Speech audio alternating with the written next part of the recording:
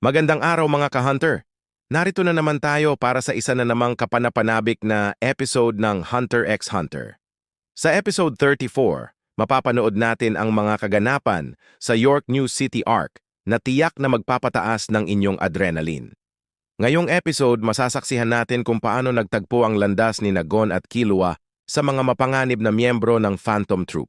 Isipin nyo na lang ang tensyon nang makita nila ang dalawang miyembro ng troop na may mga spider tattoo. Naglalakad lang sa kalsada ng York New City. Alam nyo ba na ito ang unang beses na nakita ni Gon at Killua ang mga miyembro ng Phantom Troop ng harapan? Napakahalagang sandali ito dahil dito nila lubos na naintindihan kung gaano kalaki ang problema ni Kurapika. Dahil sa kanilang malakas na pagnanais na tulungan ang kanilang kaibigan na si Kurapika, sinundan ni Gon at Killua sina Machi at Nobunaga. Pero hindi nila inasahan na ganoon kapanganib ang kanilang makakaharap. Ang dalawang miyembro ng troop ay nagpakita ng hindi kapani-paniwalang lakas at bilis gamit ang kanilang nen. Sa kabilang banda naman, ang mga mafia family sa York New City ay hindi na rin mapakali. Naghahanda na sila ng malaking puwersa para labanan ang Phantom Troop. Si Kurapika naman, nakasama pa rin ng Nostrade family, ay patuloy na naghahanap ng pagkakataon para makaganti.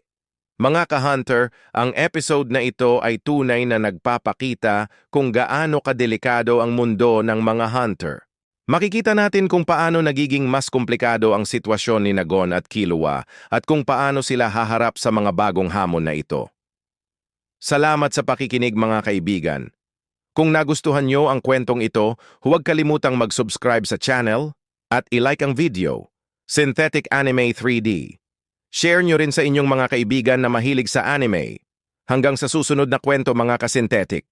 Magandang araw mga ka-Hunter. Ngayon ay mapapanood natin ang isa sa mga pinaka-exciting na episode ng Hunter x Hunter, ang episode 34 ng York New City Arc.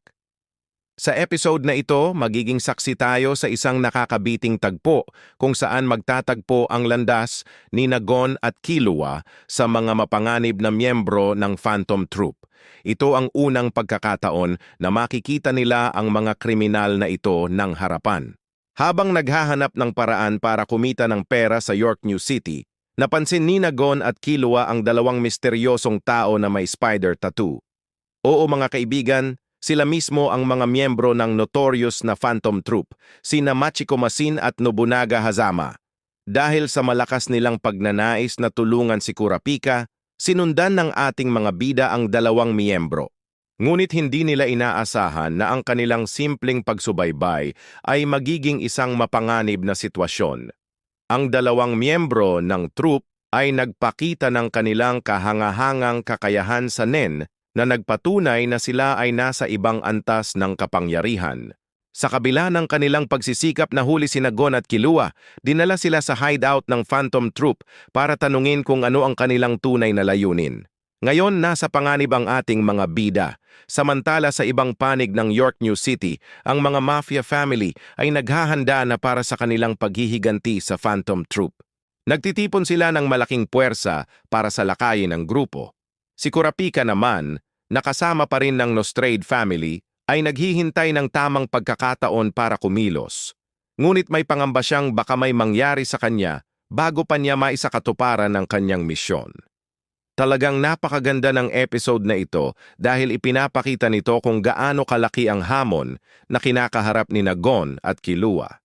Makikita rin natin kung gaano kalakas ang Phantom Troop at bakit sila kinatatakutan sa buong York New City. Kung gusto ninyong malaman kung ano ang mangyayari kina Gon at Killua at kung paano nila haharapin ang pagsubok na ito, huwag kalimutang i-like at i-subscribe ang channel na ito. Maraming salamat sa panonood mga ka-Hunter. Hanggang sa susunod na episode!